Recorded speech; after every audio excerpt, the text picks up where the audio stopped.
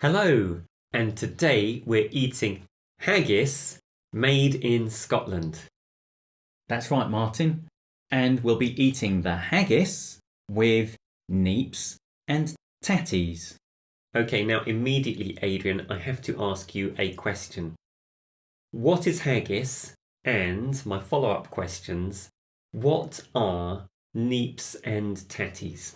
Okay, good questions. Thank you, Martin. So, haggis is traditional Scottish food. Okay, it looks fascinating, highly intriguing.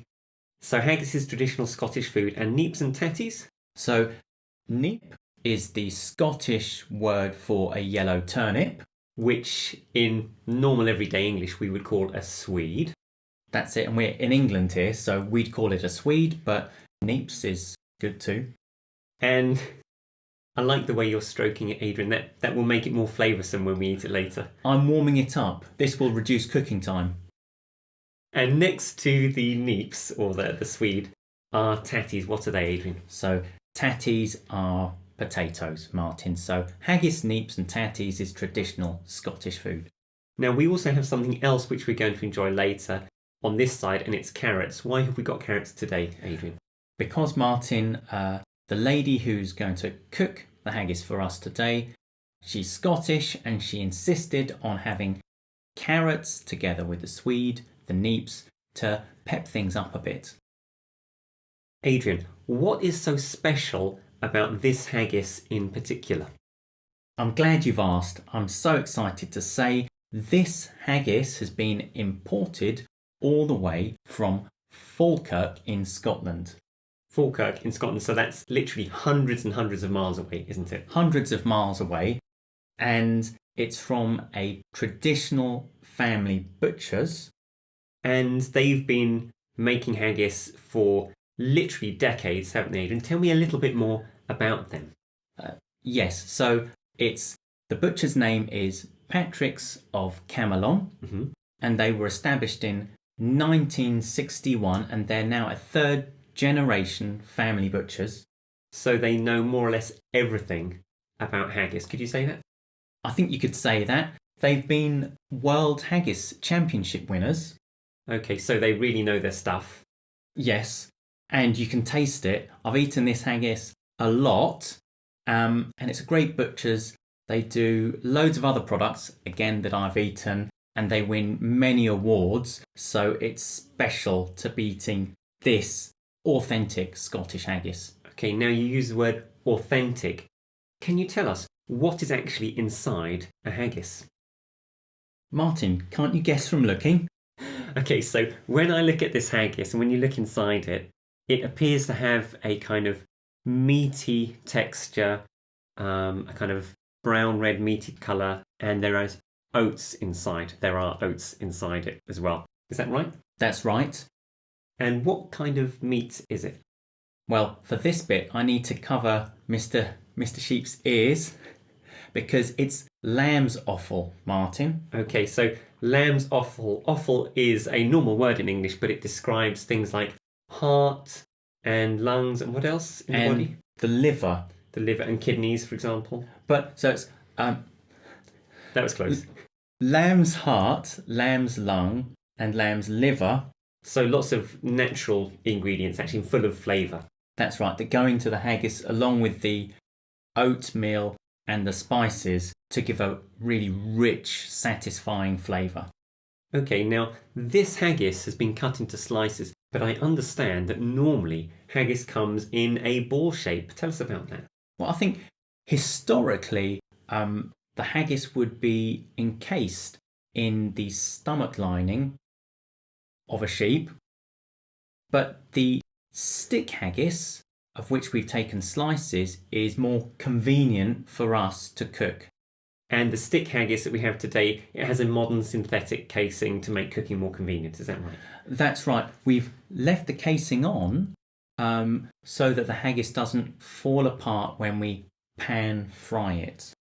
Okay, so how else? So today we're going to pan fry it. How else is it possible to cook a haggis? So you can boil a haggis, maybe a ball haggis boiled in its natural casing. Okay, And how else can you cook it? You can bake a haggis, but we're not going to bake this haggis because I'm concerned not to dehydrate the haggis.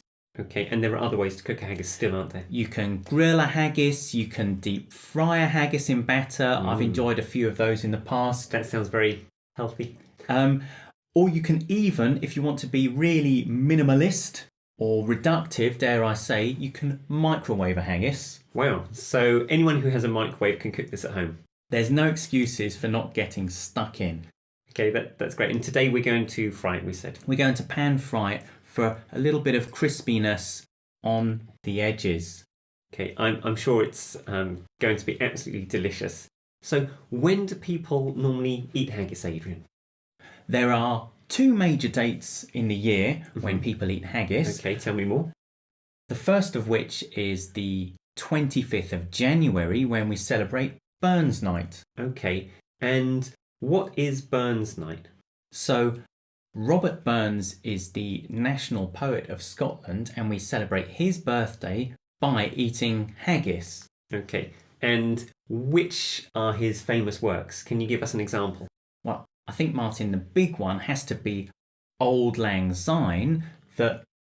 Right, oh yeah, I know Auld Lang Syne. Auld Lang Syne is the song that we sing every year at New Year's parties, isn't it? That's it. Midnight strikes and then we all link arms and sing Auld Lang Syne together.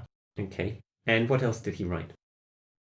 He also wrote an address to a haggis.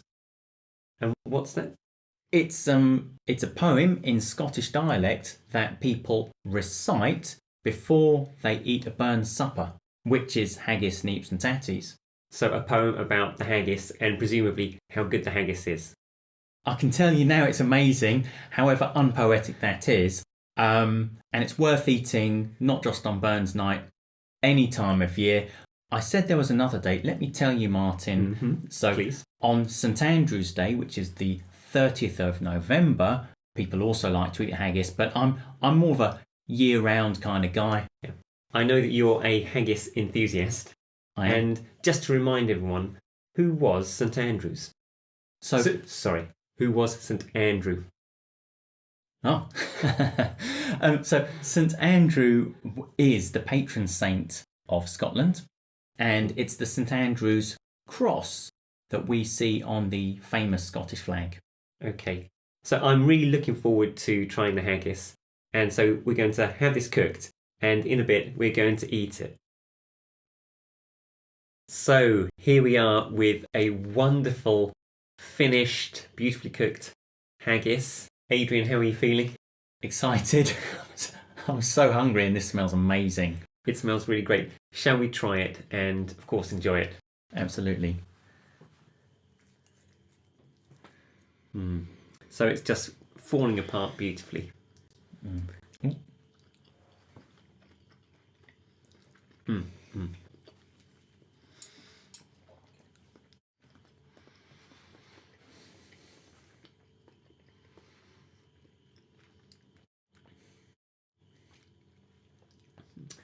I would describe it as rich in flavour, very full flavoured, and you're absolutely right. It's spiced, I would say seasoned to perfection. Actually, I'm incredibly impressed. This is delicious. Right, Martin, this is, the best haggis I've ever eaten in my life. Not just this one, but every Patrick's of Camelon haggis has just blown me away. Unfortunately, no other haggis will get close for me, I think. That's the problem. That's a big problem. It's absolutely fantastic. This was a wonderful idea, Adrian, to help people understand what haggis is, talk about the ingredients, and an even better idea to actually eat some. That's right. So if you've got Burns Night coming up, or St Andrew's Day, or just want a special meal with family or friends, we can hotly recommend haggis, and we'd like to thank Patrick's of Camelon for delivering another amazing haggis, and I'd also like to thank our cook who's served us so well today. Thank you. Thanks very much.